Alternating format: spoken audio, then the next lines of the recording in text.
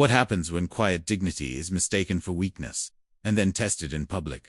At a small-town courthouse, a 68-year-old veteran hobbles in on a prosthetic leg to defend his simple right to his own land. A careless joke from the bench draws chuckles, until he opens a worn leather folder and lays down proof no one can laugh at. In a single breath, the room that mocked him falls silent. Judges rethink their words. Neighbors shift their gaze. A man who never asked for honor forces it, gently but unmistakably. Back into the record. Would you know how to stand when the place meant to give justice begins by taking dignity? Morning hung low and pale over the courthouse square, a thin mist curling above the cracked asphalt where overnight frost still clung to the edges of parked cars. Samuel Harlan paused at the bottom of the courthouse steps and set the weight of his body evenly before climbing. His left leg, whole and sure, bore most of the load. The right, a steel and carbon prosthetic fitted years ago, after an accident far from this small town, clicked faintly with each shift forward. The sound was quiet but clear. A hollow metallic tap against stone stairs, polished smooth by decades of boots and dress shoes. He wore the sort of clothes that drew no notice. Pressed slacks, an old field coat faded to the color of rain, collar up against the sharp air. The brim of his hat shadowed his face, and the rest of him seemed built from patience. Lines deepened, not just by age, but by years spent waiting and watching. Behind him, his daughter Emily climbed carefully, her gloved hands tightening around a battered leather folder tucked against her ribs. It had belonged to her grandfather once. Its edges were rubbed raw and soft as cloth. She checked the papers inside without opening them, a reflex more than a need. Everything was in order. She'd checked twice before they left the house. The courthouse itself stood like every other civic building in rural America. Square shoulders. Flag hung still in the windless cold. A brass plaque half-polished near the main doors. Windows looked down on the square with indifferent symmetry. A pair of smokers in courthouse security jackets leaned against the entrance, warming hands over coffee in white paper cups. One nodded politely as Samuel approached. The other didn't look up at all. Step by step, Samuel ascended. His gait was deliberate but not halting, the practiced motion of someone long accustomed to the mechanics of his altered stride. When his prosthetic foot met the stone, it made a particular note, not loud, but distinct, like a hammer striking muted iron. Emily glanced up at the sound, then away just as quickly. She had learned over years to watch her father without making it obvious. He hated the pity in eyes, even hers. At the top, Samuel stopped to catch the chill in his lungs and surveyed the town below. The square was waking. Bakery sign lit faintly through frosted glass. An early bus rattling past. A man scraping his windshield with impatient jerks. None of them noticed him, and that was fine. He leaned slightly on the polished rail, breathing slow. "You good?" Emily asked softly. He didn't look at her, but gave a single nod. Always. Inside the heavy doors, the air changed from brittle cold to stale courthouse heat. The lobby smelled faintly of paper, floor polish, and burnt coffee. A Christmas wreath still hung behind the clerk's counter. Though the holiday was weeks gone, they signed in quietly, Samuel's name written in Emily's neat hand, and passed through a half-hearted security checkpoint. The guard waved the wand perfunctorily, but stepped back when it beeped near Samuel's right leg. He nodded in awkward understanding when Samuel tapped the carbon fiber shin with a single knuckle. No conversation followed. The hallway beyond stretched long and quiet, lined with dull portraits of past judges. Samuel's steps echoed differently on the tile, a blend of soft soul and hollow tap, but no one turned to look. Emily walked a half-step behind, still hugging the folder as if it carried something alive. In a way, it did. Decades of her father's life reduced to forms, certificates, and one photograph folded so many times its corners felt like silk. As they reached the double doors of Courtroom B, Samuel paused again. He drew one long breath, the sort men take when they're preparing, but will not speak of it. Emily waited for some word, comfort, irritation, anything, but none came. She'd been here before, not in this building but in this moment. Him, standing still, letting something settle inside before pushing forward. The courtroom doors creaked softly as they opened. Beyond them, a long room with wood panels darkened by years of smoke and varnish. Rows of benches already half filled with strangers there for other cases. Papers whispered in lawyers' hands. Somewhere near the bench, a low chuckle rose at some unrelated joke and died just as fast. Emily's spine tightened without reason she could name. Her father's head remained level, eyes forward, hat tucked beneath his arm now. He moved toward the front, measured and quiet. the echo of his prosthetic leg distinct enough that a few heads turned for a moment and then looked away. She followed, scanning faces without seeming to, memorizing the room the way her father had taught her. Exits, expressions, details small enough to miss if you weren't looking. The folder felt heavier with each step. When they reached the plaintiff's table, Samuel pulled out his chair, slow and careful, so the leg's joint wouldn't snap loudly. Even so, the faint click sounded in the stillness. Emily sat beside him, setting the leather folder gently on the table between them. For a second she touched its cover and then folded her hands in her lap, palms pressed flat against her knees. Samuel didn't look at her or the file. His gaze stayed forward, on the flag behind the judge's bench and the seal of the state above it. Only his right hand moved once. A small absent tap on the tabletop, as if confirming that he was here, ready, and that the long walk, step, click, step, click was over. The courtroom hummed with a low, casual noise, lawyers murmuring to one another, a clerk flipping pages, the shuffling of boots and heels against scuffed wood. It was the kind of weekday docket no one thought twice about. Most cases here were small, fence-line disputes, unpaid invoices, zoning permits, but on the docket sheet, in front of the bailiff, printed neat and plain, was Harlan versus County Board of Assessors, property access, tax exemption, a claim under veteran disability benefits. Two strangers, just another dry civil hearing. Samuel Harlan sat with both hands folded before him, quiet as the benches filled. He had arrived early, always early, and so the room built around him slowly, without noticing. Emily kept her gaze lowered to the folder. She had marked the key pages with soft yellow tabs. Discharge certificate, VA rating, property plat. Beside the papers lay a single photograph face down, its edges frayed from decades of pockets and wallets. The opposing counsel arrived with an air of mild irritation. A young man with perfect hair and a slim leather case, his client, a local developer with a sun-lamp tan and restless eyes, sat behind him, chewing gum and tapping his phone screen. The dispute was technical right-of-way for a shared drive that cut across the edge of Sam's modest property. But attached to it was something larger, his eligibility for a county veteran's property tax exemption. The developer's lawyer meant to argue Sam's disability claim wasn't active combat-related enough to apply to Emily. The whole thing felt obscene. She had grown up watching her father hide pain behind economy of movement, adjusting to a life shaped by absence of leg, of easy days, of recognition. But here was a man prepared to make that pain into an argument over access and revenue. Judge Mason entered through the side door at precisely 9 o'clock, robes swishing faintly, a wide, practiced smile already on his face. He was known locally for speed and sarcasm, the sort of judge who liked to keep the room on its toes, sometimes at the expense of kindness. Lawyers stood as he took his seat. Samuel rose as well, slow but dignified, then lowered himself back down once the gavel rapped. This matter is Harlan versus the county board and related parties, Mason said, scanning the docket. His voice was casual, amused, as though they were here about a neighbor's loud dog. Mr. Harlan, you're challenging assessment and access restrictions, correct? Samuel nodded once. His voice, when it came, was measured and gravelly. Yes, Your Honor. Mason looked him over the coat, the hat now resting at Samuel's side. The obvious prosthetic below the cuff of his trouser. Something unreadable passed across his face. Then, softly but audible in the quiet, a small laugh escaped him. Well, let's see if we can keep this from becoming a marathon. His glance flicked downward for just an instant, toward the prosthetic limb. A couple of titters floated from the gallery before dying away. Emily's back stiffened. She didn't look up, but every muscle locked into place. She had prepared herself for arguments about paperwork, not laughter. Her fingers tightened around the edge of the leather folder until the cracked surface creaked. Samuel didn't flinch. His expression remained neutral, eyes on the bench. He had long ago built a kind of invisible armor for these moments, the ones where strangers decided they had a right to measure his worth by what was missing. The opposing lawyer didn't notice or didn't care. He was already on his feet, speaking quickly. Your Honor, this is a simple matter of statutory interpretation. The veteran's exemption requires proof of combat-incurred disability, and we contend. Emily barely heard him. She felt her father's calm radiating like something both fragile and unbreakable, a presence that didn't rise to defend itself, but didn't bend either. She glanced at the photograph in the folder, and then back at her father's face. Not yet, she told herself. There will be a right time.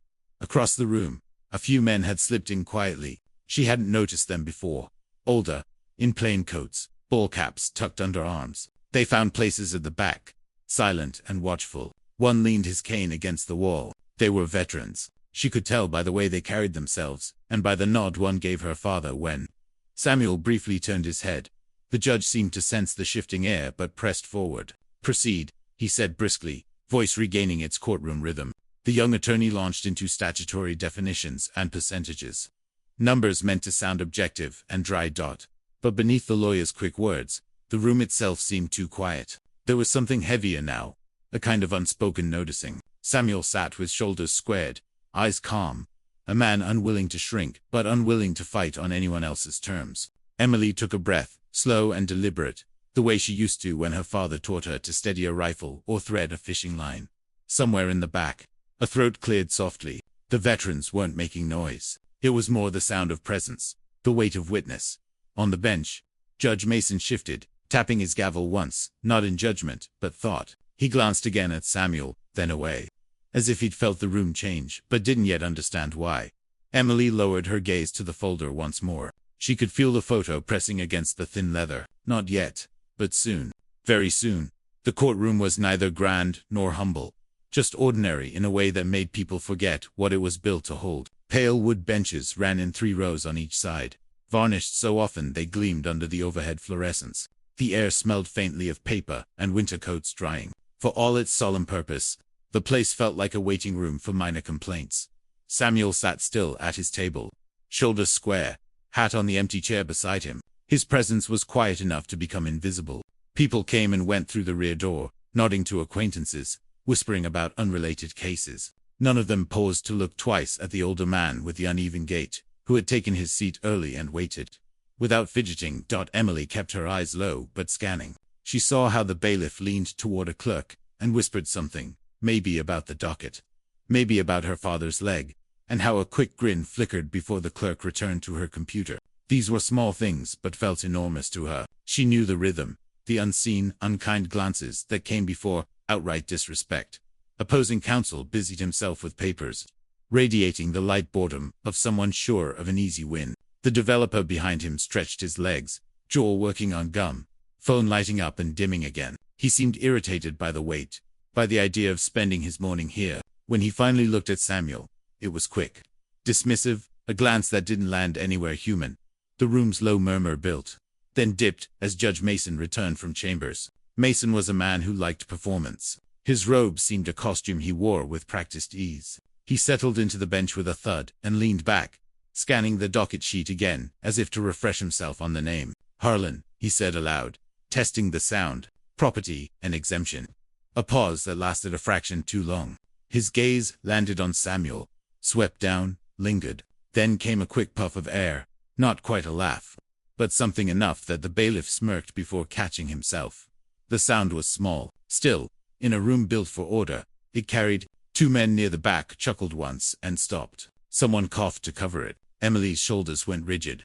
The folder under her hands felt suddenly hot. Samuel didn't move. He stared straight ahead, jaw set but not clenched. Years of practice, of swallowing the noise people make when they think they're clever, sat heavy but steady on him. His stillness was not weakness. It was a choice. Mason cleared his throat and tapped his gavel, once in a way meant to regain control. "Let's proceed." His voice came lighter than before, but some color had crept into his face. Opposing counsel rose eagerly, reciting statutes and percentages. The words floated over the room, dry as chalk dust, but something underneath shifted. A subtle thinning of sound, a shared, uneasy awareness. Emily's hands had stopped trembling, but stayed locked around the folder. She felt the urge to rise, to cut through the dismissive air with the truth she carried. The photograph, the records, the story that didn't fit on the lines of a tax code. She stayed still. Her father hadn't moved, and she trusted his lead. At the back of the room, the veterans who'd entered earlier had spread into 2 benches. They didn't speak, but their presence was like a darkening cloud no one had noticed forming. One man, tall with a soft limp, removed his cap and held it loosely. Another leaned forward, elbows on knees, watching. The judge hadn't seen them yet, or pretended not to. He kept eyes on the lawyer speaking, and shuffled a few papers, but his posture lacked the easy arrogance from minutes before. Samuel, for his part, sat, as he always had, calm, patient, but unmovable. His left hand rested on the table, knuckles faintly scarred, veins raised against thin winter skin. Each time the lawyer mentioned disability, as though it were an angle or loophole. The faintest tap of metal against tile sounded, his prosthetic shifting. Steady but unmistakable. Emily risked a glance at him. He caught her eyes for half a breath, and gave a tiny shake of the head. Wait. It wasn't resignation. It was timing dots around them. The courtroom still tried to be ordinary, pens scratching, keyboards clattering, but the false normalcy was cracking. A young man on jury duty shifted in his seat and looked back at the row of quiet veterans, uncertain why. The bailiff's jaw had tightened. Even Mason, flipping a page, looked up more often now, the faint grin gone. Emily's pulse slowed. Not safe yet, but shifting. The room that had laughed wasn't laughing anymore. It hadn't seen her father when he walked in. It was beginning, reluctantly, to look now. Emily felt the heat rise up her neck and settle behind her ears, when the laugh came thin, sharp, and gone in an instant, but enough to split something inside her. She had known humiliation could be quiet. She'd grown up watching her father endure it, with a patience that frightened and inspired her at once. But sitting there, on the hard bench beside him, with strangers tittering and the judge himself smirking, she felt the old instinct to defend him, flare, and then lock up tight. Her hands, resting on the cracked leather folder, stiffened until the edges dug into her palms. She told herself not to speak. He hadn't moved. He never did in moments like this.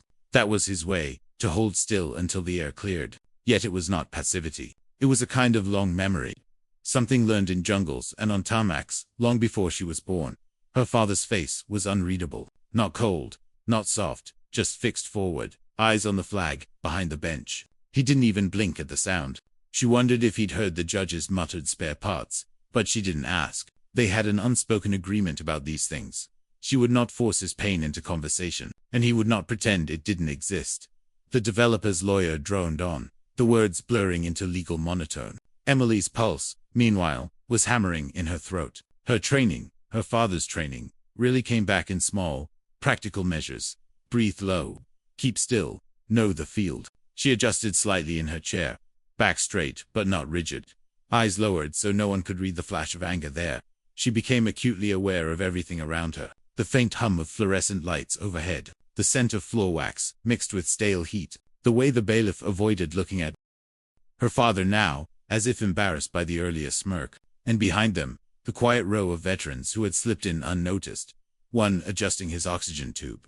Another with a service ball cap held loosely in his lap. Their presence calmed something raw in her chest. They had not come for a spectacle. They had come to watch. To make sure no one rewrote a man's worth while he sat alive before them.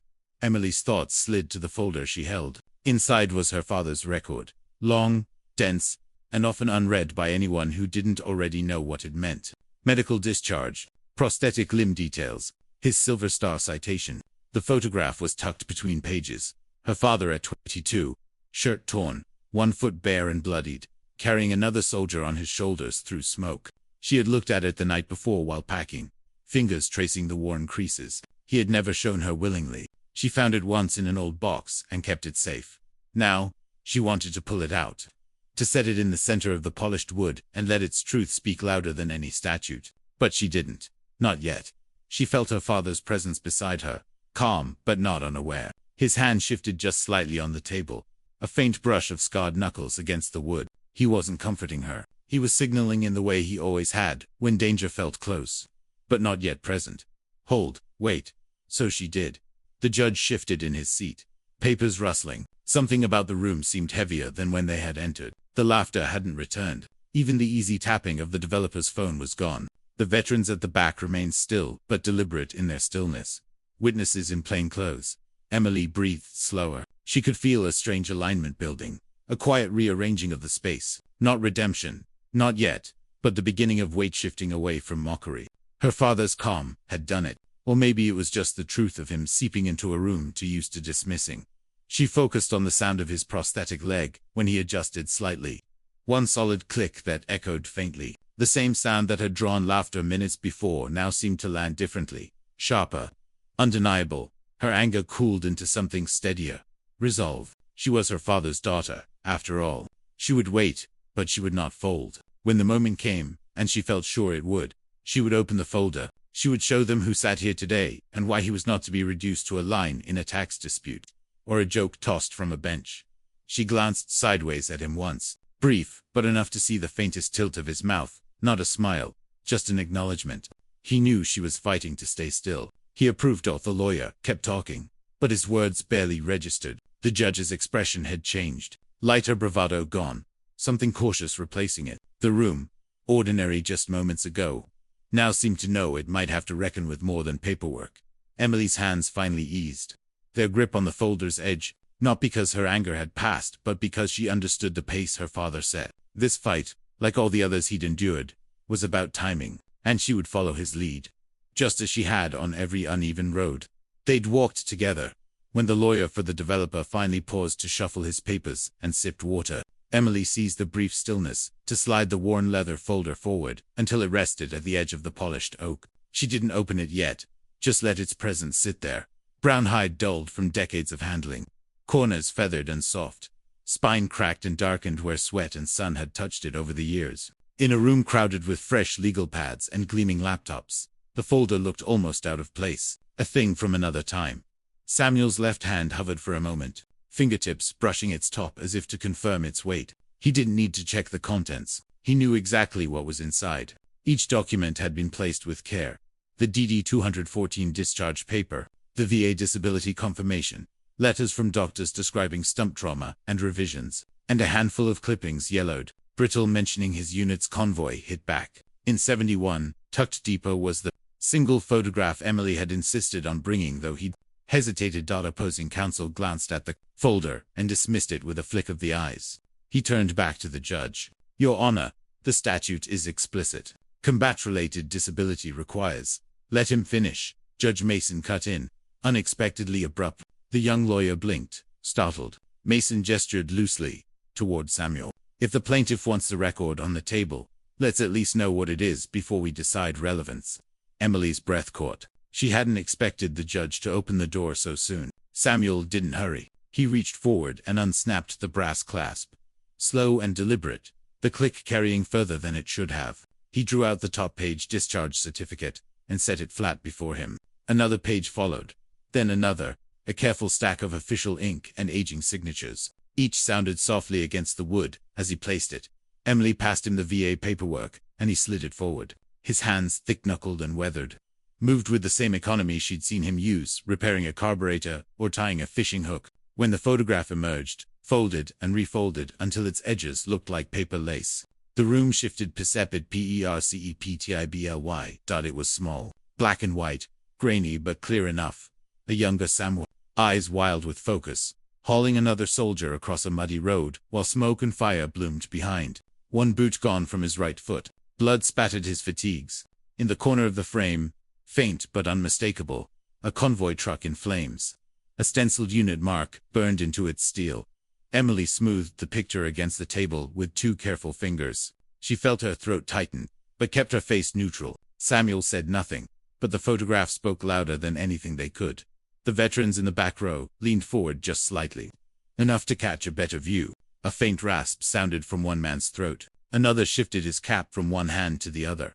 Opposing counsel's voice, when it came again, had lost a shade of its polish. Your Honor, we don't dispute Mr. Harlan's service, but the issue is the technical definition of hold on.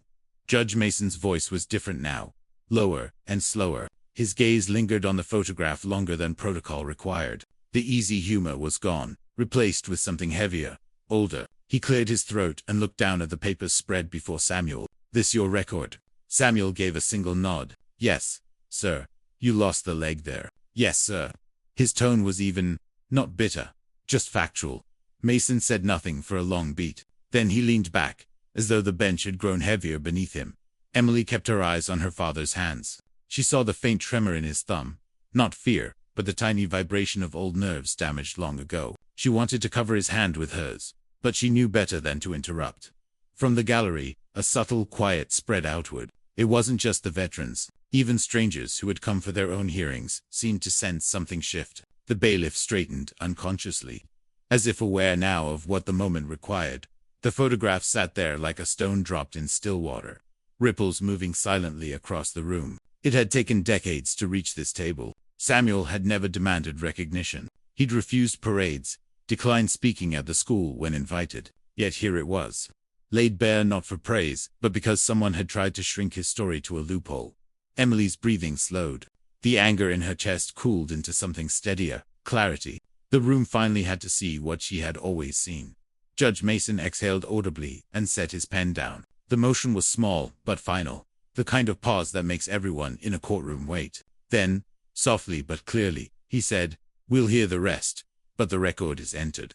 And just like that, the whole case felt different. The paperwork was no longer numbers on a page. It was lived, bled, and survived. The courthouse, ordinary and careless an hour ago, now seemed to tilt slightly toward a man who had arrived quiet and unseen but had, without raising his voice, filled the room with truth. The developer's attorney stood, adjusting his tie with a quick, fussy movement of a man trying to reclaim ground that had just slipped away. He cleared his throat, eyes flicking uneasily toward the photograph still resting on the table, before turning back to Samuel. "Mr. Harlan," he began, voice carefully measured, "no one is questioning that you served. But we do have to establish whether the injury you sustained qualifies under the statute as combat incurred for the specific exemption you're requesting." Samuel didn't flinch. His posture remained the same, upright but not rigid, hands folded loosely before him. The young lawyer hesitated, glancing toward the judge, who raised an eyebrow but said nothing. "Would you explain," the lawyer continued, "how you lost your right leg?" Emily's breath caught. She had never heard her father tell this story in public. He rarely spoke of the day at all. Most of what she knew came from scraps, fragments gathered across a childhood of careful listening. But Samuel simply adjusted his hat on the table and said, in a low voice that carried clearly across the room, "Convoy hit a mine." The attorney blinked at the brevity, then pressed on. "Where was this convoy?" "Laos border," Samuel replied. 71. A pause. The lawyer shuffled a page nervously. "And the circumstances?" Samuel's eyes stayed steady. "The color of steel and winter. We were transporting supplies. Ambush came after the blast. Trucks burning, incoming fire. Pulled my driver out. Got him back across the ditch. That's the picture you're looking at." He didn't add anything else. No gore, no heroics. Just facts, offered plainly. The weight of them landed heavier than any speech could have. The lawyer shifted his stance, clearly aware of the silence filling in behind the words. He tried another angle. "But you were technically outside the defined combat zone." Samuel's brow lifted just slightly, an expression almost amused but not enough to be mistaken for levity. "We were where we were sent." That line held the room. A few people in the gallery exhaled softly, like a wind moving through dry leaves. The veterans in the back remained still but straighter, some tilting their heads, their own quiet affirmation of what they'd heard. The attorney cleared his throat again. "So your official record states action under hostile fire." Samuel cut in gently but firmly, saving him the trouble of the next line. He tapped one scarred knuckle on the VA letter, now lying among the papers. "They wrote it down, same as you read it." Emily looked at the judge. Mason had gone very still, eyes lowered toward the citation but unfocused, as if seeing something else. The earlier casual arrogance was gone. The young lawyer tried one last reach. "It's not a question of service, Mr. Harlan. It's about qualification. Many veterans suffer injuries after discharge. Mine came before I got home," Samuel said. No anger, just flat truth. "And I carried another man with a leg still attached when I did it." The lawyer's mouth opened, closed. A flush climbed his neck. He looked to Judge Mason for rescue, but none came. Emily sat so still she felt carved from the same oak as the bench. Her father's voice, though quiet, filled the room in a way that made even the hum of the lights seem distant. This was not testimony built to win sympathy. It was a ledger of fact, spoken by someone who had no appetite for performance. From the gallery came another, subtle shift, the kind of wordless recognition that passes between people who know war intimately and those learning what it really means. One of the older men at the back wiped his palms against his jeans and nodded, almost imperceptibly. The attorney finally swallowed and muttered, "No further questions at this time." He sat down too quickly, the snap of his briefcase loud in the hush. For a moment, no one moved. The judge adjusted the papers before him, but didn't immediately speak. He looked at Samuel, really looked at him, and then at the photograph again, long enough that the room seemed to hold its breath. Emily's grip on the leather folder loosened slightly. She had not had to speak. Her father had, in his measured way, done what needed doing. Drawn the line himself. Simple and absolute. Outside the tall windows, winter sun caught on the courthouse glass, thin but insistent. Inside, The ordinary machinery of law had paused, forced to reckon, if only for a heartbeat, with a story too real to reduce to a footnote in code.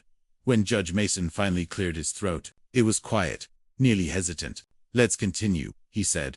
But the words lacked their earlier swagger, and though no verdict had been given, something fundamental had already shifted. Samuel leaned back slightly, not triumphant, just present. Emily studied his profile, the deep lines, the steady mouth. She saw the man she'd known her whole life, unshaken, teaching her again without a single aside. Patience is its own weapon, and truth can stand without shouting.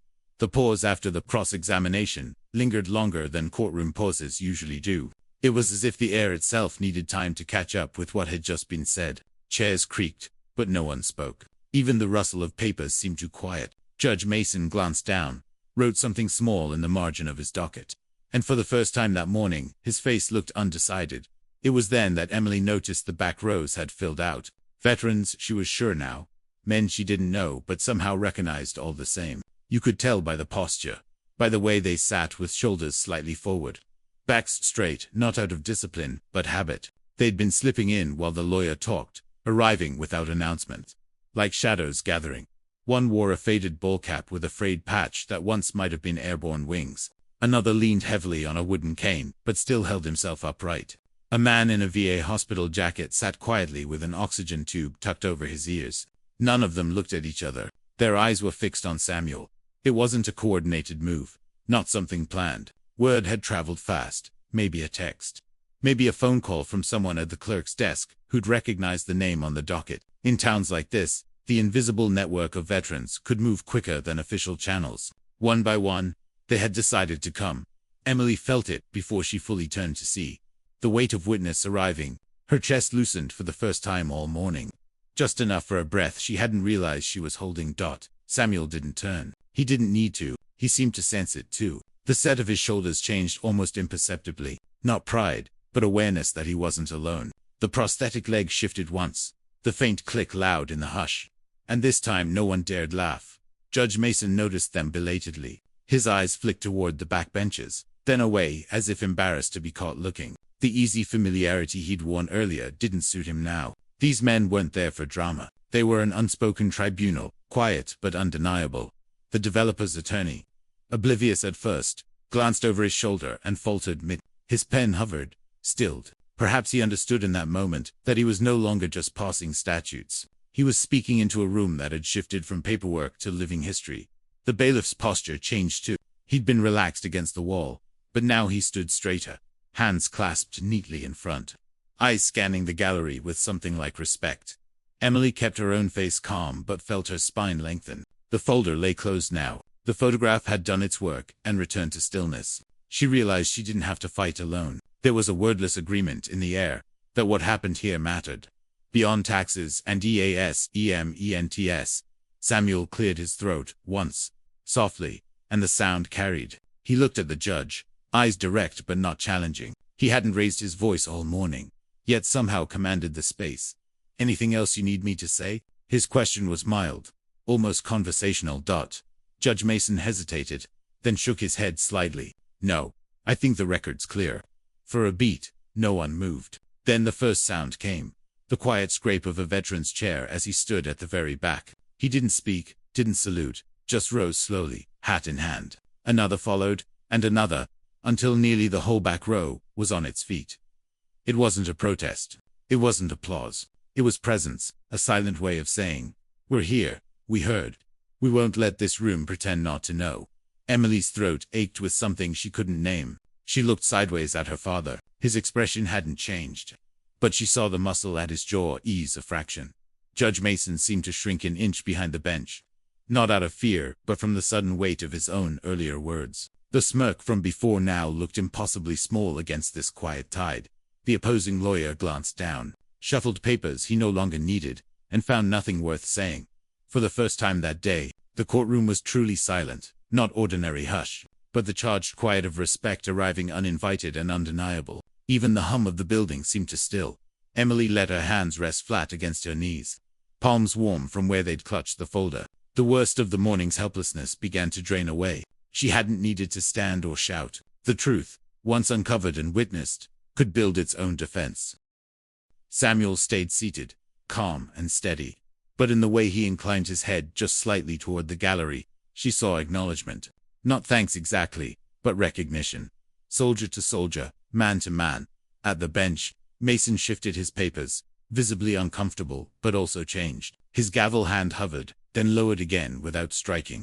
He looked at Samuel and, for the first time, didn't look away. The hush that had fallen seemed to deepen when Emily's hands moved again. She didn't plan the motion. It happened because her father's quiet and the veteran's presence had shifted something inside her. She reached into the folder and slid the photograph back out, this time turning it face up and setting it deliberately in the center of the polished oak table. Its edges curled slightly from years of folding, but the image still held power, stark black and white. Smoke rolling across a blasted road. A young man bent under the weight of another, 1 foot bare and bloodied. Light from the high windows struck the glossy surface, catching enough to make the scene alive again. For a long moment no one breathed. Even those who had glimpsed it earlier seemed to see it new, now that it was fully revealed and anchored by silence rather than paperwork. Judge Mason's eyes landed there and stopped. He had been busying himself with papers, trying to re-establish a normal courtroom rhythm. But the sight of the photograph interrupted the pretense. His hand stilled on his pen. "Is that?" he began, and then trailed off, voice quieter than before. Emily answered for the first time that morning. "Yes, Your Honor. That's my father, Sergeant First Class Samuel Harlan." Her tone was soft, but carried in the still room. She surprised herself by speaking. She hadn't intended to, but something about the weight of the room demanded a voice.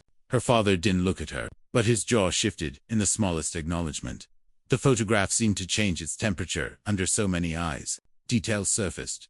The convoy truck behind them with flames clawing skyward. The faint outline of a unit insignia on a helmet. The face of the man over Sam's shoulder, slack with unconsciousness.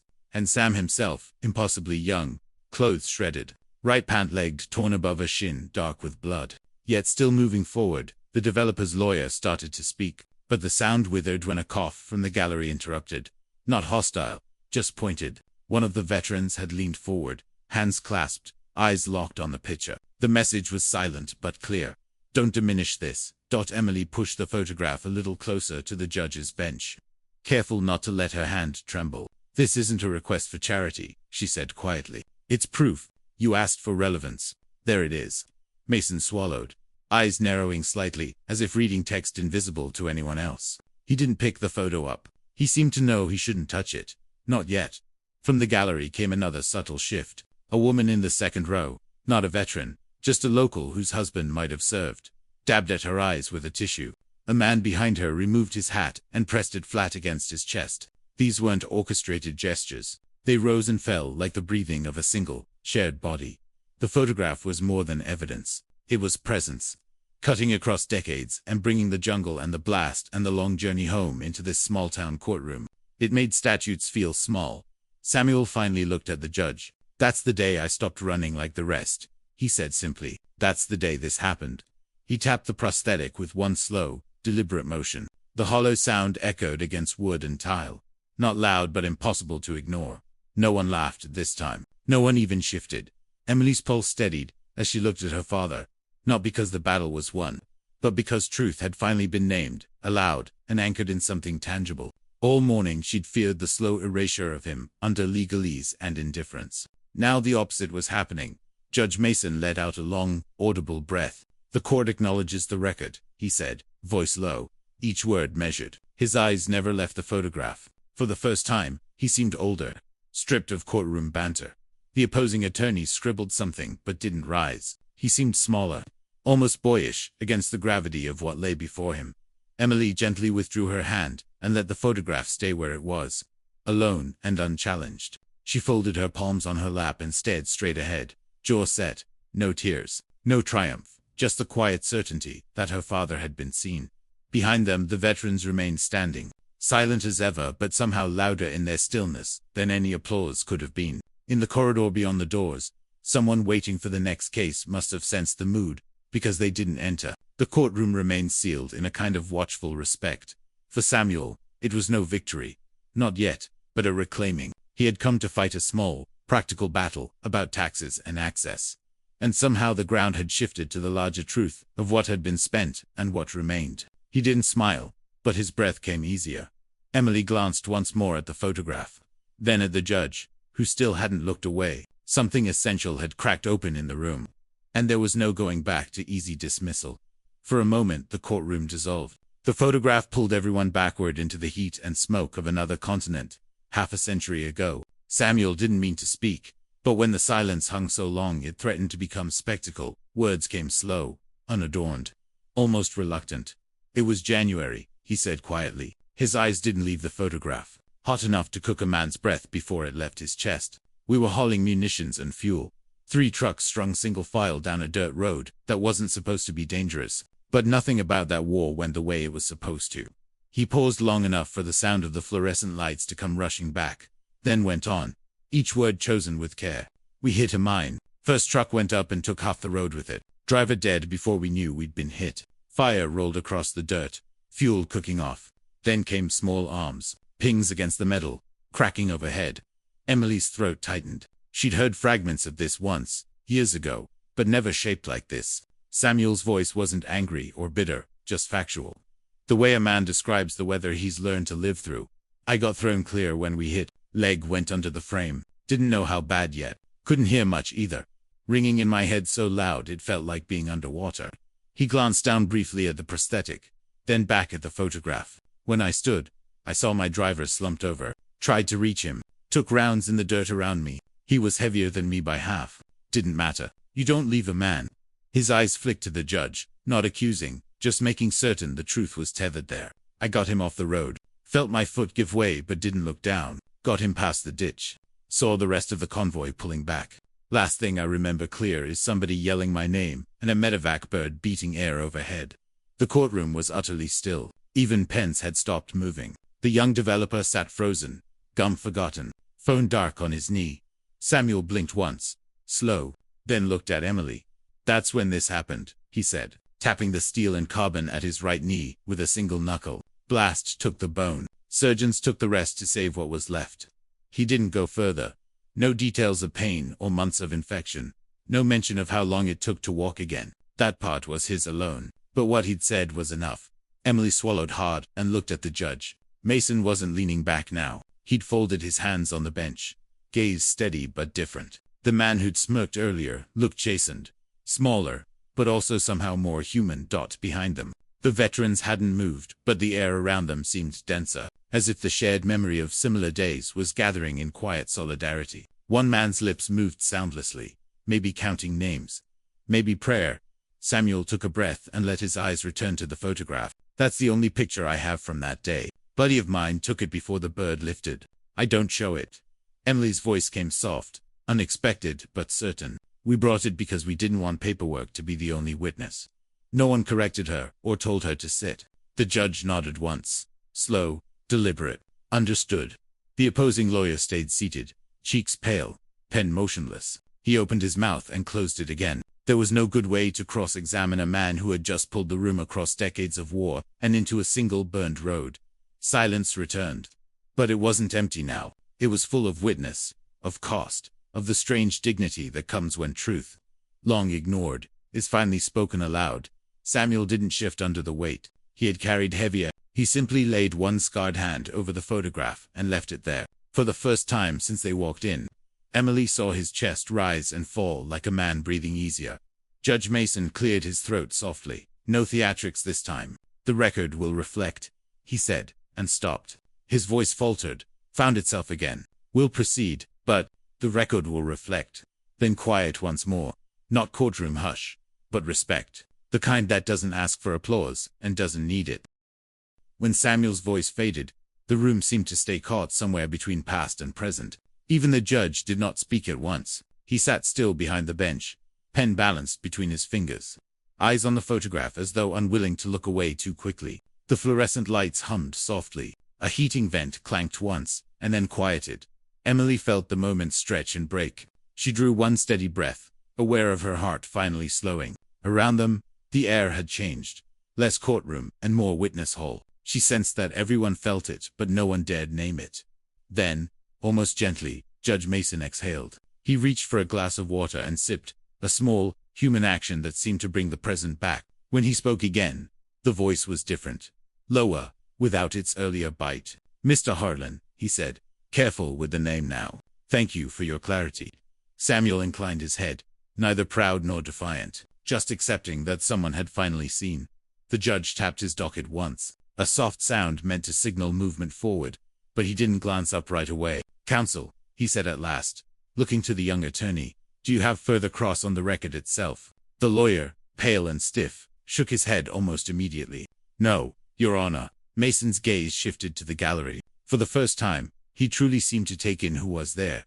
The caps, the lined faces, the oxygen tube catching light. It wasn't just an audience. It was an unspoken wall of witness. Something flickered across his expression. Maybe discomfort, maybe respect. He looked down quickly. Very well, he said after a beat. We'll move on to argument. His voice tried to find neutral ground again, but couldn't quite reach the easy register it had at the start of the morning. Emily glanced sideways at her father. He was motionless, but she could feel the shift in him. Not relief exactly, but the settling of a long weight that had threatened to crush. The photograph still lay on the table. He hadn't tucked it away. It sat like a quiet sentinel. Proof no one dared challenge now. The county's counsel, an older man in glasses, who until now had been silent, stood slowly. His opening words were softer than Emily expected. Your Honor, the county has no wish to diminish Mr. Harlan's service. He stopped, coughed, and tried again. We acknowledge the facts before us. It was bureaucratic language, but the tremor beneath it betrayed more. This was not the fight they thought they were walking into. Mason nodded and motioned him to continue. But the man faltered, shuffled his notes, and finally said, we believe a negotiated understanding could be reached. The developer shifted in his seat, about to speak, but his lawyer touched his arm subtly. A silent warning. Whatever momentum they'd thought they had was gone. Emily's throat burned with restrained emotion. She hadn't needed to raise her voice or plead. The truth, her father's truth, had filled the room and rearranged the balance on its own. From the back came the faint scrape of a chair. One of the veterans sat again, slow and deliberate, followed by another and another, like a tide receding. They hadn't been asked to stand. They'd chosen. Now they chose to ease the tension without breaking the respect they'd offered. Samuel looked over his shoulder just once. Brief, but full of quiet gratitude. No smile, no nod, just the meeting of eyes. A language among men who have seen and survived. Emily took her father's hand under the table for the first time all morning. His palm was cool, steady. He didn't squeeze back, but left his hand there, letting her know without words that he felt the shift to dot. The judge turned pages with a new care. Deliberate, rather than casual. We'll reassess briefly, he said finally. 10 minutes. The gavel struck once, not sharp, but firm enough to signal pause, not end. As people stood, the room's noise returned in a muted, altered key. No one laughed now. No one leaned over to whisper. They moved slower. Eyes averted not in dismissal, but in thought. Emily rose beside Samuel and reached for the photograph, sliding it back into the folder with gentle hands. She noticed Mason glanced at the motion, not to stop her, just watching with an unfamiliar, almost reverent stillness. They didn't speak as they stepped away from the table, toward the hallway. They didn't need to. Something essential had been reclaimed, not victory, but dignity. The heavy courtroom doors swung shut behind them with a sigh rather than a slam, and the cold hall air met them like a balm. Somewhere deeper inside the courthouse, conversation resumed, but softer, as if the building itself knew what had happened in that room. For the first time that morning, Samuel let out a breath that sounded almost like relief. Then, with his quiet economy of motion, he adjusted the leather strap of the folder in Emily's hands and nodded toward the benches. Outside the courtroom, a place to wait and gather before the next part began. The walk had been long, the morning had been longer, but he was still upright, still steady, still Samuel Harlan, whole in the ways that mattered most. When the recess ended and the courtroom filled again, the air felt heavier, as if everyone had returned more careful than when they'd left. People spoke in low tones. The clerk re-entered with fresh coffee, but no idle chatter. The veterans came back too, slower now, each taking the same place as before. Samuel and Emily returned to their table. The folder sat closed again, but something about it had changed. It was no longer just an object. It had become the pivot point around which the morning had turned. Emily rested her hand lightly on it while her father sat still, eyes forward, waiting. Judge Mason entered without theatrics this time. No rustling robe, no casual smile. He looked older than he had an hour earlier. When he took his seat and adjusted his papers, the usual clatter of gavels and calls for order didn't come. Instead, he looked directly at the clerk. "Read the record," he said quietly. The clerk blinked once, glanced at the bench, then down at the documents. "Your Honor." "Read it aloud," Mason repeated. "So it's clear for the court." Emily's breath hitched. Samuel remained motionless, his jaw steady. The clerk swallowed, straightened the stack of VA paperwork and service citations, and began. The words, when spoken, felt heavier than print. Sergeant First Class Samuel Dean Harlan, served with Company C, 3rd Battalion, 22nd Infantry. Wounds, sustained January 14, 1971. Laos border. The clerk's voice, usually brisk and transactional, slowed as she went. She read the details that never belonged in polite conversation. Shrapnel penetration, traumatic amputation, hostile fire, actions beyond call of duty, while under direct enemy engagement. She read the Silver Star citation, how Samuel had, though grievously wounded, returned to the burning convoy and carried his unconscious driver to safety, then refused evacuation until others were clear. Emily watched the room, not the clerk. The developer's lawyer looked fixed on his shoes. The young man with the phone had put it away entirely. Even the bailiff, once amused, now stood ramrod straight, his hands locked behind his back, expression blank but not indifferent. The clerk's voice wavered once, almost imperceptibly, when she came to the last line of the award, for gallantry and intrepidity, at the risk of life above and beyond the call of duty. She cleared her throat and finished with the final VA confirmation. Permanent service-connected disability, 60% or greater, direct result of combat injury. When the reading ended, the room didn't move. The silence wasn't heavy in the way it had been earlier. It was reverent, the sound of strangers processing something sacred. Judge Mason looked down at his own hands. He let the quiet hang until it filled every corner of the courtroom. Then he spoke, and his voice was stripped of the earlier easy irony. "Let the record show, these facts entered fully, and without contest." Opposing counsel stood, cleared his throat, and said softly, "We stipulate to service and injury, Your Honor." It was a surrender disguised as legal courtesy. Mason nodded once. "So noted." Emily let out a breath she hadn't known she was holding. Her father turned his head slightly toward her, just enough for her to see the edge of his profile. No smile, but something gentler had settled in his eyes. From the gallery came a low, almost collective exhale. One of the veterans in the back, the man with the cane, leaned forward and tapped the floor once with the rubber tip, not loud, but clear. Others looked his way and nodded. The judge sat back, shoulders heavy. For a long moment, no one spoke. Then, unexpectedly, he addressed Samuel directly, not as plaintiff, but as man. "Mr. Harlan, this court is aware now. Thank you for your service and for your patience here today." Samuel inclined his head. Nothing more. It was enough. The power had shifted entirely. What had begun as a technical hearing about taxes and access had become something larger, a reckoning with memory and cost. And though the case still awaited final ruling, the terms had changed. Dignity had entered the record, undeniable, and spoken into the room. Emily glanced at the photograph still inside the folder. For the first time, she felt she could close it without fear of her father being unseen. The truth was no longer silent or buried. It lived in the record now. Read aloud, where no one could pretend it wasn't real. Judge Mason kept his gaze fixed on the desk after the clerk's final words. But the change in him was visible to everyone. The casual humor that had floated so easily earlier, the half smile, the throwaway remark about marathons and spare parts, had drained from his face. What remained was something sober and complicated, a man forced to reckon with what he had allowed to happen under his own bench. His hands, still holding the pen, trembled once before he set it down. He drew in a slow breath, then another, as though needing to steady himself before speaking again. The silence gave him no cover. Every pair of eyes in the room waited, and for once, he seemed aware of their weight. "Mr. Harlan," Mason said at last, voice subdued. It came without any courtroom affect. No raised chin, no projection for the gallery. "I owe you an apology." The words landed like small thunder. They weren't grand. There was no speech, but they cut through the still air with force. Even the veterans, stoic and watchful, seemed to lean forward a fraction.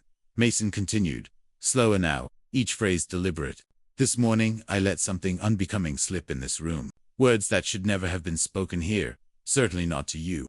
He glanced up once, eyes meeting Samuel's, and quickly backed down. "It was wrong, and I'm sorry." Samuel gave a single, almost imperceptible nod. No wave of forgiveness, no theatrical dismissal, just the Acknowledgement of a man who had heard worse and survived worse, but still understood the meaning of an apology when it was offered. Honestly, Emily felt something loosen in her chest, not joy, exactly, but the quiet relief of seeing a wrong named out loud. Her father would never have asked for it. He didn't collect apologies. But there was a dignity in hearing it anyway, in letting the man who'd mocked him see and own his failure. Mason cleared his throat, reached for his water again, and took a sip, buying time to gather himself. When he spoke again, his tone had shifted from contrition to steadiness. "This court exists to serve justice," he said, "and I forgot for a moment that justice is about people, not just pages. That won't happen again." The room seemed to breathe. Even the clerk, who had tried to vanish into her chair earlier, looked up and held her chin a little higher. The young attorney for the developer shifted uncomfortably, but stayed silent.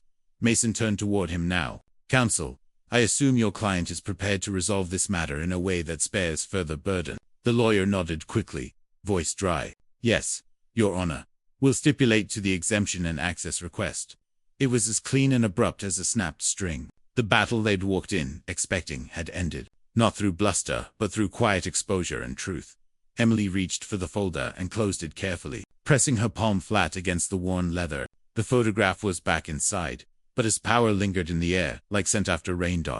Her father didn't move right away. He remained still, letting the moment settle. When he finally spoke, his voice was as it had been all morning. Calm, steady, without ornament. "Thank you," he said, simply. Then, after a pause, "I came here for fairness. Nothing more." "That's what you'll have," Mason replied.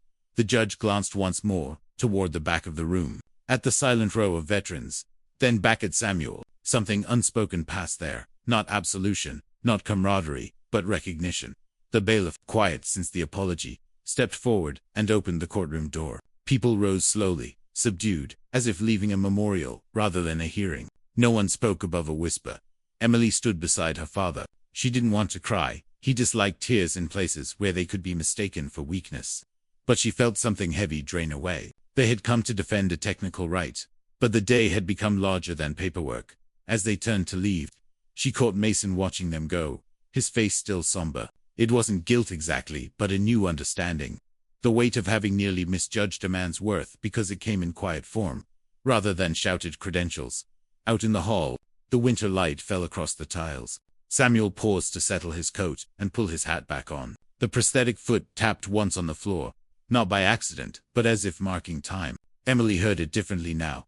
No longer an opening for mockery, but a punctuation. Mark on a morning that had changed a room.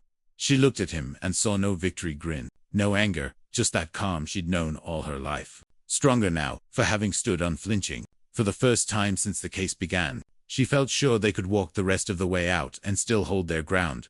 Behind them, the doors whispered shut, and whatever was said next in that courtroom would carry the echo of what had just happened. A quiet man, a folded photograph, and a judge who had learned to see. The corridor outside courtroom B was a long, echoing space of pale tile and wood benches worn smooth by years of waiting. Samuel moved slowly but with no sense of defeat, each deliberate step of his prosthetic leg clicking faintly against the floor. Emily kept close at his side, the leather folder clutched under one arm. Though lighter now, the heavy tension she'd carried all morning had begun to ebb. They hadn't made it 10 paces before one of the veterans, who'd sat in the gallery, rose from a bench near the wall. He was tall and thin under a brown wool coat. The brim of his cap pulled low over a lined face. He leaned hard on his cane, but his voice when it came was steady. "Sergeant," he said. Samuel stopped and turned. A slight shift of his shoulders that meant attention but not surprise. Emily saw his eyes take in the man's bearing. This stance, the quiet gravity, and something unspoken passed between them before a word followed. "Yeah," Samuel answered. Simple acknowledgement. The veteran nodded once, slow and deliberate. "Name's Keller, Marines, Hugh City, 68. He paused, eyes bright with the kind of clarity that age doesn't dim. "I just wanted to say, you did right in there. Kept it clean. No yelling, no begging, just truth. Men noticed that." Samuel gave a short breath that might almost have been a laugh. "Didn't feel clean, but I appreciate it." Keller shifted his cane, stepped closer. "Lot of us been laughed at in rooms that didn't know better. You handled it." He reached out and patted the leather folder under Emily's arm, light and respectful. "That picture, good you brought it." Emily swallowed, unsure how to respond. It was time. she managed softly. The older man's eyes warmed. "You're a good daughter." Then to Samuel, "You taught her well." More movement came down the hall. Two other veterans who had stood in the gallery approached quietly. One wore a weathered flight jacket with faded squadron patches. The other, a heavy sweater stretched over wide shoulders and a back brace. They didn't crowd, just came near enough to be heard.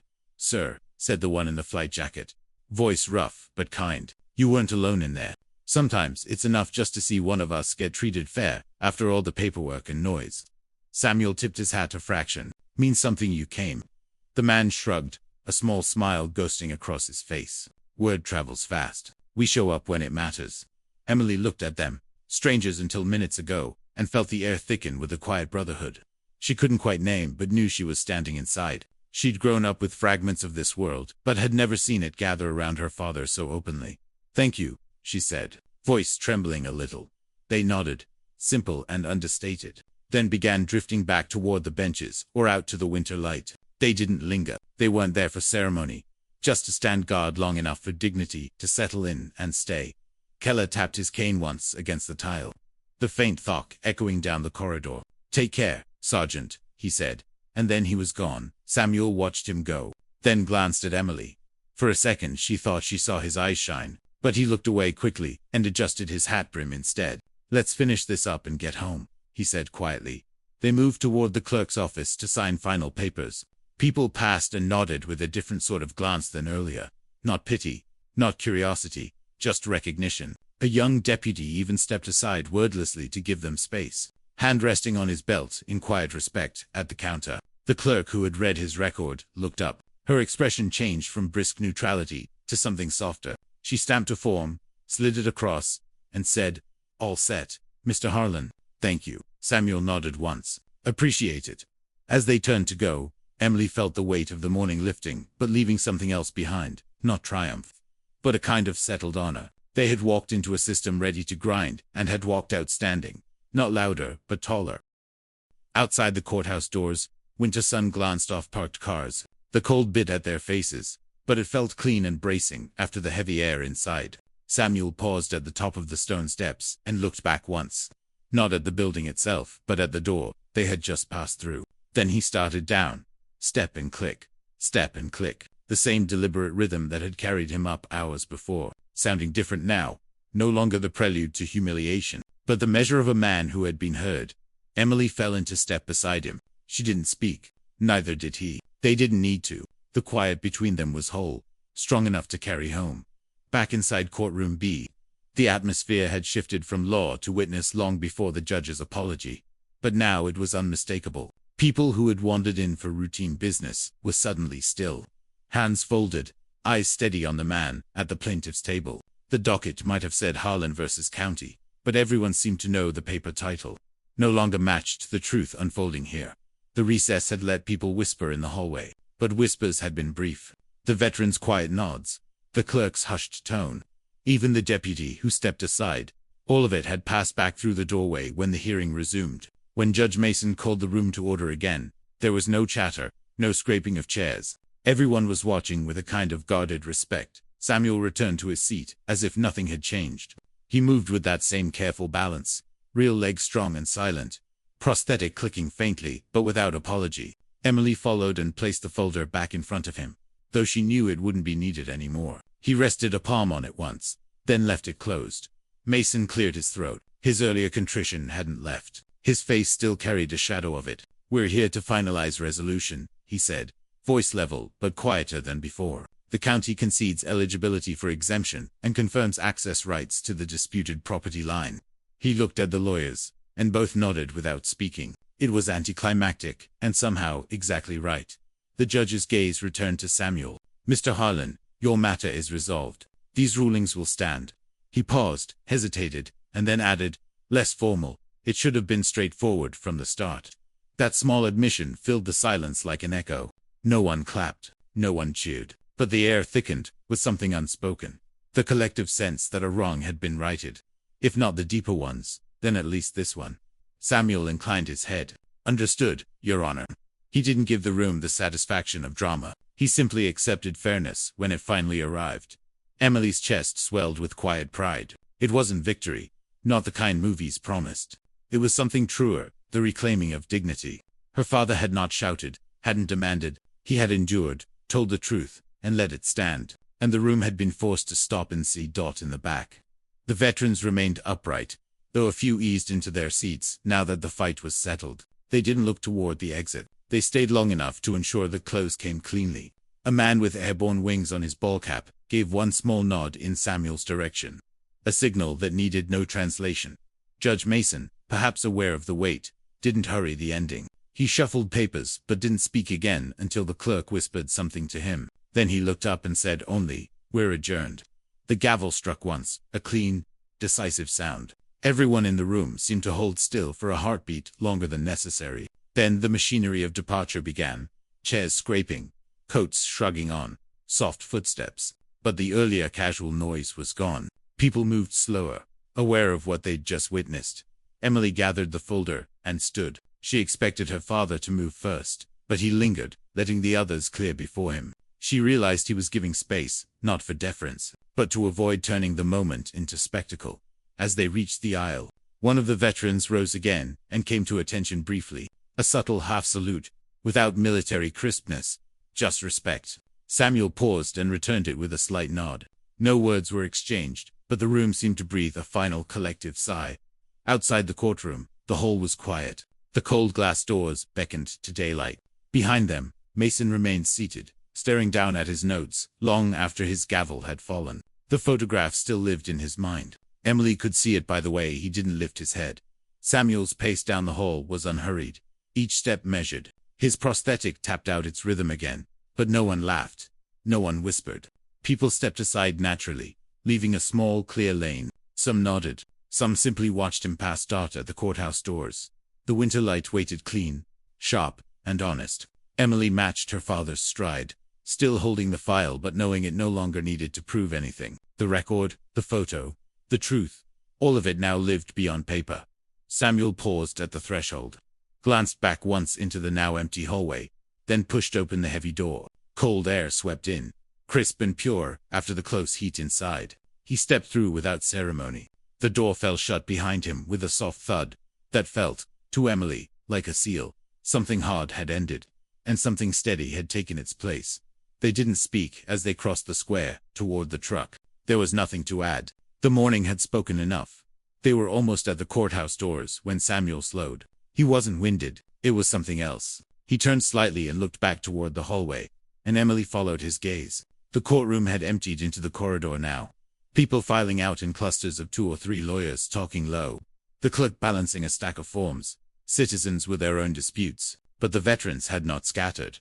They stood near the far wall, hats in hand, forming a loose line without needing to arrange it.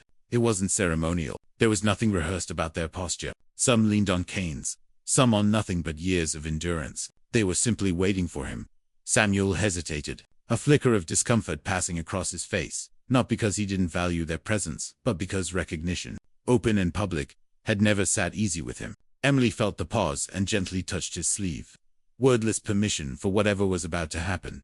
The first to step forward was Keller, the tall Marine from Hugh City. He came slow but upright, each step an act of will. When he reached Samuel, he extended a weathered hand. "Sergeant," he said, voice low enough to stay between them, but carrying in the hall. Samuel took the hand, grip firm but brief. "Keller," he replied, surprising Emily. Of course he'd caught the name earlier. "You stood up for yourself without making a circus of it," Keller said. "Sometimes that's harder than a firefight." Samuel's mouth tilted in something close to a smile. Firefights end quicker. That pulled a few soft chuckles from the men behind Keller. Not laughter at him, but a shared acknowledgement of truth. The sound was warm and quiet and felt like a blessing. Next came the man in the flight jacket, moving with the stiffness of a back long punished. He didn't offer a handshake, just a small nod and words spoken like a benediction. "Glad my boy could see this," he said, and Emily noticed a teenage boy lingering behind him, wide-eyed and silent. Good to know how to hold ground without shouting. Samuel returned the nod, nothing more, but the weight of it seemed to pass from man to man like current. Another stepped forward, older than the rest. Oxygen tubing snaking into his coat. His voice was a whisper, but steady. "You made us proud in there." He reached out, touched the edge of the folder under Emily's arm with 2 trembling fingers. then turned away without waiting for thanks. Emily's eyes stung. She blinked hard and stayed quiet, letting her father handle this in his way. The little cluster broke and reformed in gentle waves, each man offering something. A word, a touch to the shoulder, a look heavy with meaning. None stayed long. None asked for anything in return. It was not about ceremony. It was about witness. The hallway grew quiet again once the last man had moved on. A few civilians lingered at a distance, respectful but unsure whether to intrude. The young deputy who had stepped aside earlier now raised his hand in a small, awkward half-salute. Samuel, still facing the veterans, acknowledged it with the faintest tilt of his hat brim. When it was done, the group began to drift away, through side doors, toward elevators, out into the bright cold. They didn't go as one, each left alone, the way they had come, but the effect was the same. A silent guard disbanding after its watch. Samuel looked after them for a moment, his face unreadable but softer than before. Then he turned back to Emily. "Time to go," he said quietly. She swallowed and nodded, falling in beside him as they resumed toward the doors. Her father's pace was the same as always, deliberate, balanced, but she could tell the weight he carried was different now, not gone, but shared, and that made it lighter. They passed the clerk's counter once more. The woman behind it, the same one who'd read his record aloud, caught Samuel's eye and gave the smallest respectful nod. He returned it. When they finally pushed open the heavy outer doors, cold air swept over them again, crisp and unsparing. Outside, the town square looked the same, bakery lights glowing, a bus sighing at the curb, shopkeepers flipping signs to open. But Emily felt as if the ground itself had changed beneath them. Samuel paused halfway down the steps. He glanced at the sky, pale, washed-out winter blue, and then at his daughter. "Thank you," he said simply. "For what?" she asked. "For bringing the picture." Emily looked down at the folder and back at him. "You didn't need it," she said. "Maybe not." He gave the faintest shrug. "But it helped." They stood there a moment longer, before continuing down to the truck. The day wasn't done. There were papers still to sign, bills to think about, dinner to cook. But something essential had happened. A man had stood quietly in the place where he had been diminished, and refused to disappear. And others, strangers, comrades. His own daughter had stood with him, until the room itself learned to be still. The click of his prosthetic leg on stone. Steps sounded again, but now it seemed less like a wound, and more like a drumbeat, slow and steady, leading them both home. Back inside the courthouse lobby, the pace of things felt changed. The small mechanical world that had seemed indifferent at morning, printers humming, papers sliding, coffee sloshing in styrofoam cups, moved quieter now, as though the building itself understood. It had seen something worth respect. The clerk who had read Samuel's record aloud was back behind her high counter, stamping forms with the routine precision of someone long used to red tape. But when she saw Samuel approach with Emily, she stopped mid-motion and stood. It was a subtle thing, but in a room where no one had stood for him earlier, it mattered. "Mr. Harlan," she said softly, voice without the briskness it carried before. "Sir, let's get your paperwork finalized." No rush, no condescension. She even stepped around the counter to guide them toward a side window with a chair, sparing him the awkward balance of leaning. While signing. Emily watched the small, precise kindnesses begin to appear. The young deputy, the same one who had looked uneasy during the testimony, moved forward quickly to hold the heavy door to the side office. A man from the assessor's department, who'd been a blur of forms earlier, came down the hall and hesitated until Samuel passed, then gave him a simple, silent nod. It wasn't pity, it was correction, the room adjusting its own posture, after being taught something. Inside the side office, the clerk laid the stack of documents flat on a low table. "Here's the exemption confirmation. Here's the property access correction. Just need your signature at the flagged lines." She looked directly at Samuel, not at Emily, and waited. Samuel took the pen she offered. His hands were large and steady, though the scarred knuckles made the grip look slightly awkward. He didn't comment, he just signed with deliberate care, one page at a time, like a man writing his name into the record on his own terms. Emily noticed how the clerk watched, not out of impatience, but with something like quiet honor. When the last page was done, she gathered the stack neatly, then hesitated before sliding it into the outgoing tray. She reached for a single yellow post-it and wrote something quick but careful, then stuck it to the top page. Emily couldn't see what it said, but the clerk looked up and offered a small smile before turning away. When they stepped back into the main lobby, the light through the tall glass doors had changed, colder but clean.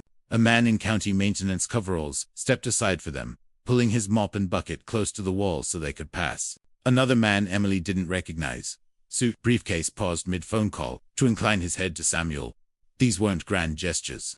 No one saluted, no one clapped, but each one landed like a quiet amendment to the morning's first cold indifference. Emily caught her father's glance. Not a smile, not triumph, just that same steady look she'd known all her life, tempered now by something softer she rarely saw. Relief that he'd been recognized and left intact. At the final door, the young deputy who'd watched the hearing all morning stood again, waiting. When Samuel neared, the deputy spoke just once. "Thank you, sir." Samuel nodded. "Just doing what I had to." The deputy gave a quick, respectful grin, a little shy, and pulled the door wide. Outside, cold wind cut across the square, but it felt alive and almost welcome. Emily pulled her scarf tighter and looked back through the glass. The clerk had returned to her desk, but was watching them leave. Her expression thoughtful.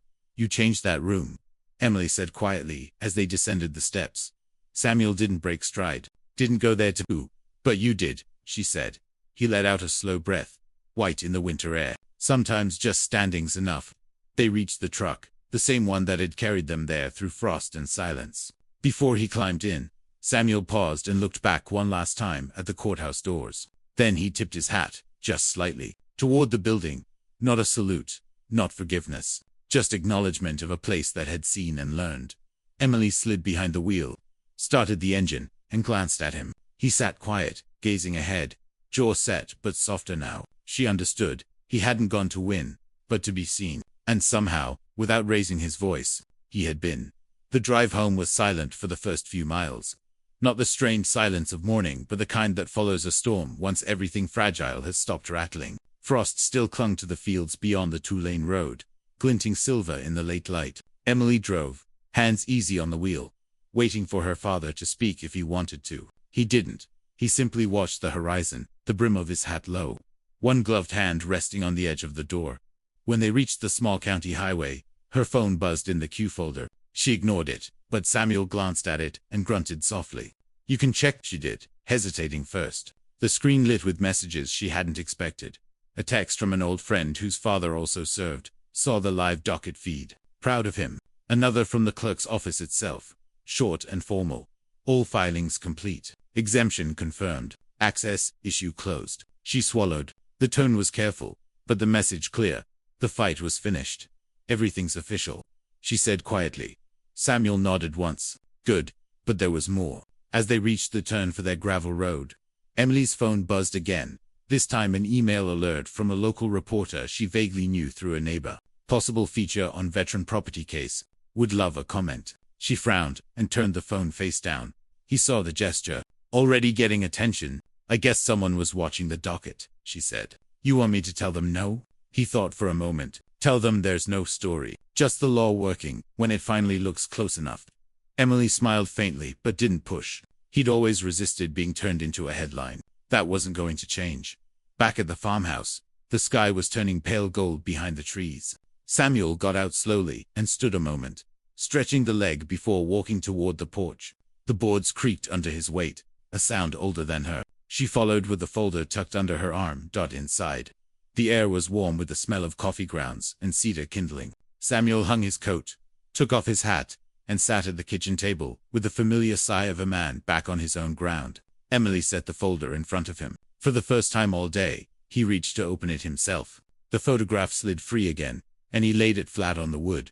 They both looked at it quietly. The house seemed to hold its breath, just as the courtroom had. "Didn't like needing it," Samuel said finally. "I know," Emily replied. He traced one finger along the blurred edge of the picture. "But sometimes you have to set the record where they can't ignore it." Emily leaned against the counter, arms folded. "You'd think the judge learned anything?" He gave a low hum. "Not quite yes, not quite no. He learned enough for today." They sat with that a while. Outside, wind tapped the window pane. Somewhere in the walls, the old heater clicked, an HUMMED. Eventually Samuel gathered the folder and tucked the photo back in. He looked up at her, eyes softer than she'd seen all day. "You handled yourself well." "You too," she said with a small smile. "Though you scared me when you started telling that story." His brow lifted. Better he hear it right than let the lawyer twist it. Emily reached across the table and rested her hand briefly over his. His palm was still cool from outside. He didn't move it away. Legal ground had shifted today. What had begun as a dry fight over exemptions had turned into a reckoning no statute alone could have forced dignity reclaimed in real time. Emily saw it clearly now. This wasn't just a win. It was a quiet change in the soil of their small town, in the courthouse itself, maybe even in the men who had walked out behind them. Samuel finally rose, slow but sure. "Let's eat," he said, as if to break the weight before it turned to sentiment. But when he turned to the counter, he glanced back once and tapped the folder softly. The way you pat a loyal dog before sending it back to its corner. Emily smiled and followed. Dinner would be simple. Soup, bread, nothing fancy, but it would be eaten in a kitchen that felt different tonight. The day had not made him whole. He had been whole already, but it had made the world see what wholeness looked like when it carried scars and metal and silence. And that was enough. That same evening, long after the courthouse had emptied and lights in most offices were dark, Judge Mason remained alone at his bench. The file folder on the Harlan case lay open before him, though there was little left to decide. The ruling had been entered. The matter was legally closed. Still, he sat, reading and rereading the pages that had felt like just another midwinter docket item that morning. He traced one finger down the service citation.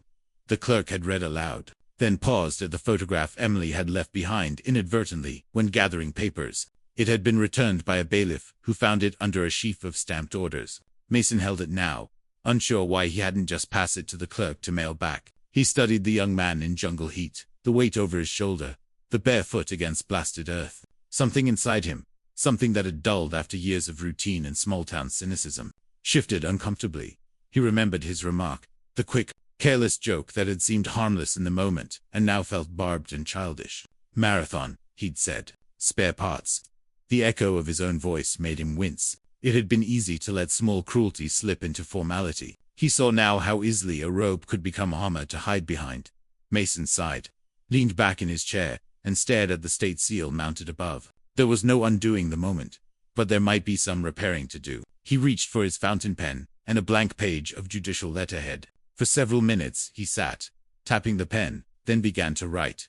"Mr. Harlan, I've presided over countless matters in this room, but today will remain with me longer than most. I spoke out of turn and without respect. That was wrong. You came for fairness and were owed dignity from the start. You reminded me what this bench means and whom it should serve. Thank you for standing quietly and showing me where I failed to stand at all." He paused, read it again, and left it unpolished. No legal phrasing, no courtly flourishes, just the truth. He signed his name simply, Mason. Then he folded the letter and slipped it into a courthouse envelope, marking it for delivery with the stamped orders in the morning. Outside the courthouse, wind rattled the flagpole. Inside, the building creaked and settled for the night. Mason extinguished the desk lamp, but before leaving, he placed the photograph gently on top of the letter, so it would go back to its owner. He touched the edge of the photo once, not out of pity, but respect. Miles away, Samuel and Emily were finishing their late supper in the kitchen's warm light. They spoke little quiet talk about wood for the stove, about the neighbor's heifer that had calved, about soup needing more salt. Yet beneath the ordinary conversation, something new pulsed. The day had shifted weight. Samuel reached for the folder again and checked its contents, frowning slightly when he didn't see the photograph. Emily noticed, left it on the table. "Maybe," he said softly. He didn't seem worried. "If so, it'll find its way back. Things like that usually do." They let it go and sat a while longer, listening to the windwork at the window panes in town. The clerk who'd read his record stopped by the diner on her way home. She told the owner, quietly, about what had happened. By morning the ledger by the register, the same one that kept small local notes, would carry a new line. Court, veteran stood, room changed. And in the quiet office of the judge, one man who had misstepped badly was trying, in his own halting way, to learn. No headlines, no cameras, but a late-night letter and a photograph waiting for morning light. The legal ground was not just shifted on paper, it was shifting inside the people who'd been there, one by one. Morning broke pale and cold over the farmhouse. Frost traced the kitchen windows in delicate white ferns, and the fields beyond were silver with light that had not yet turned warm. Emily stood at the counter making coffee, careful not to wake her father too early. The events of the previous day replayed in her head, the photograph on the table, the apology from the bench, the quiet way the room had altered and let them walk out whole. She felt lighter, but also exhausted. The kind of tired that comes after carrying something heavy too long. When Samuel came into the kitchen, boots already on, coat thrown over his shoulder, she turned quickly to hide whatever was on her face. He didn't speak at first, just poured himself coffee, and took the chair at the table where the folder sat waiting. It looked smaller now, emptied of threat. He sipped and studied her. Didn't sleep. Some, she answered, eyes down on the mug in her hands. He nodded once and said nothing more. They sat in the comfortable silence they'd always shared, the silence that had shaped her whole life. Both Shield and Lesson. When the mail truck rattled up the road a little after 8, its tires crunching on frozen gravel, Emily stepped out to meet it. The carrier handed her a small stack of envelopes and a brown courthouse packet. No drama, just the day moving on. Inside, she broke the seal carefully. At the top was the official order confirming the ruling. Exemption upheld, property access restored. Beneath it, to her surprise, was another envelope with her father's name handwritten in a slanted, formal script. "Dad," she said, coming back to the table, "there's something here for you." He frowned slightly but took it, running a thumb over the neat courthouse letterhead. When he opened it, a single sheet slid free. The note, Judge Mason had written in the quiet of his empty chambers. Samuel read slowly, lips moving silently over the words. His expression didn't change much, but she saw his jaw tighten once and then ease. When he finished, he folded the letter carefully, like a flag, and set it on the table beside the folder. "He wrote," was all he said. Emily waited, unsure if he would share. "Apology," he added after a beat. "Didn't have to." He did. Something stung behind her eyes. "Good," she said softly.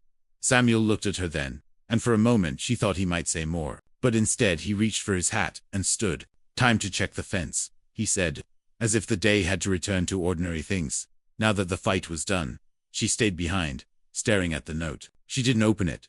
It wasn't hers, but knowing what it must contain filled her with a quiet warmth. Not victory, but decency. Hard-1. By midday, small ripples had reached town. A neighbor dropped off fresh bread, just because the diner owner called, saying the usual Thursday pie was on the house this week. No one said the word court, but everyone seemed to know. Emily spent the afternoon sorting papers from the folder, filing what could be filed, keeping the photographs separate. When Samuel came back from the fence, boots muddy, cheeks raw with cold, she offered him coffee and the photo. "Want to put it away?" He looked at it for a long time. "Leave it out," he said. "For now." Evening came soft and dark. They ate simple food again. No special talk. But when Emily cleared the dishes and turned back, she found her father sitting with a letter in his hand, staring at nothing in particular. His eyes were calm, not sad, the look of a man measuring a long life and finding, finally, one more thing set right. She didn't intrude. She let him have his quiet, head bent, letter turning slowly between his fingers. Her eyes stayed down out of respect and love. Some moments belong entirely to the person who earned them. Outside, cold wind hissed over the fields, but inside the house was still and warm. The world was not different. There would be other dismissals, other jokes, but this one had been answered. And though Samuel said little, Emily knew he felt it too.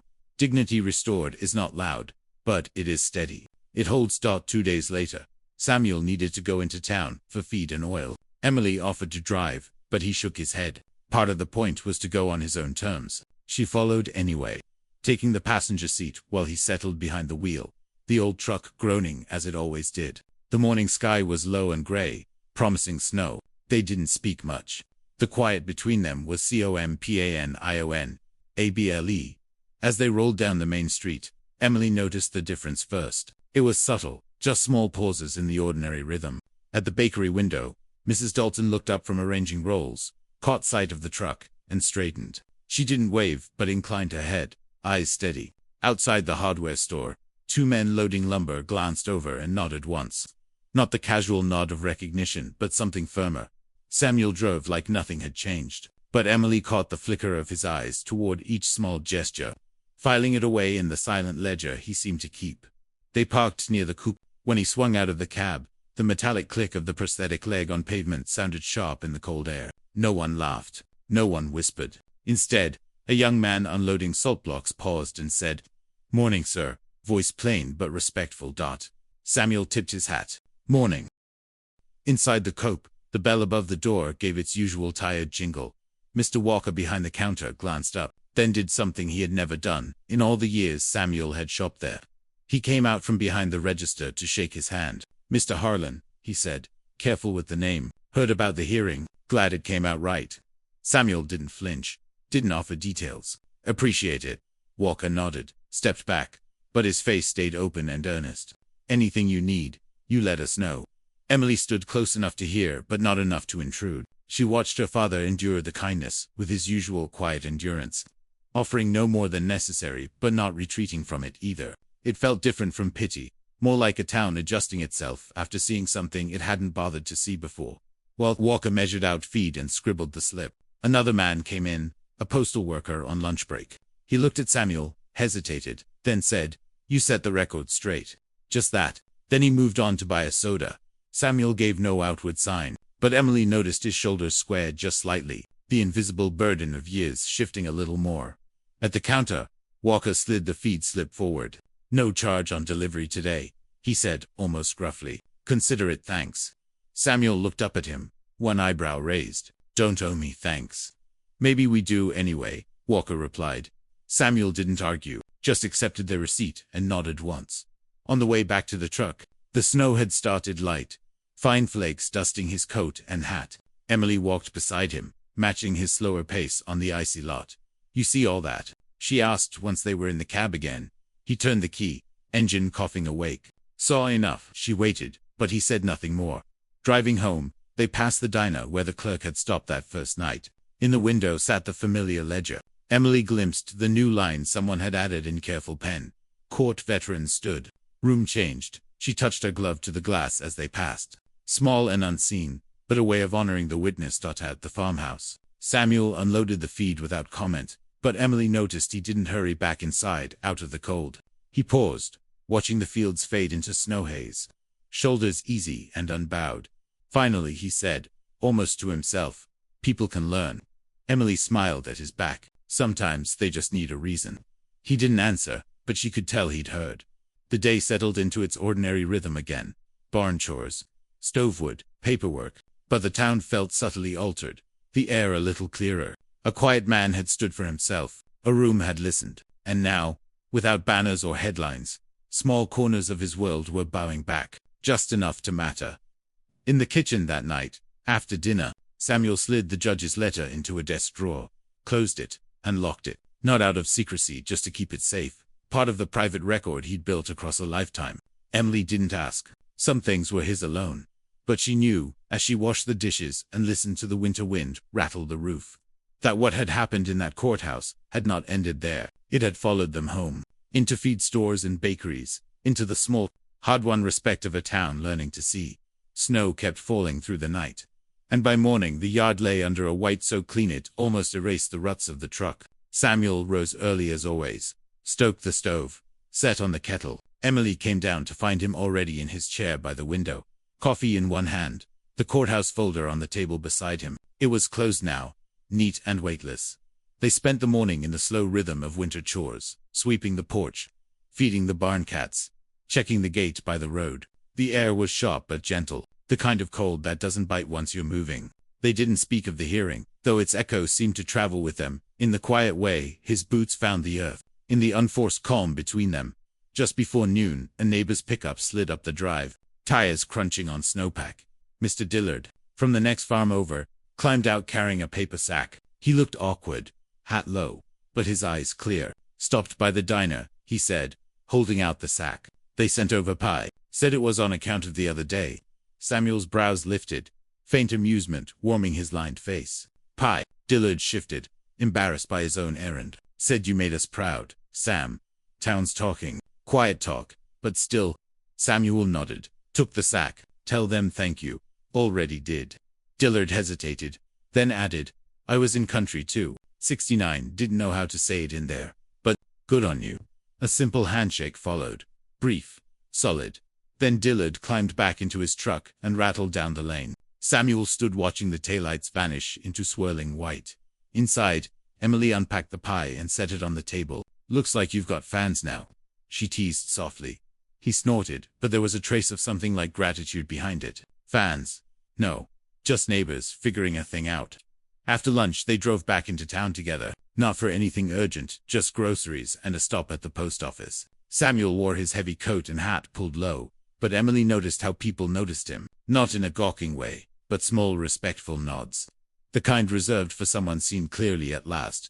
At the post office counter, the clerk, an older woman with silver hair, looked up and smiled warmly. "Got something for you, Mr. Harlan."